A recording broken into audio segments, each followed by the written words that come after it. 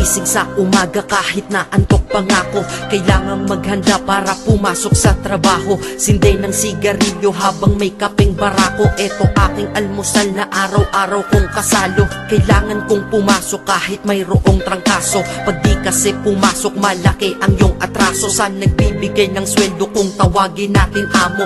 Kailangan doble kayod para amo ay maamo. Sa sobra mong trabaho parang ang sama-sama mo. Sa iyong anak na di mo na laging maasikaso. Kailangan yung buksan ang isipan na sarado. Sa buhay minsan talo at hindi laging panalo. Wala kang aasahan, walang mamamalato. Pag di ka nagtrabaho buhay mo ay lalalato.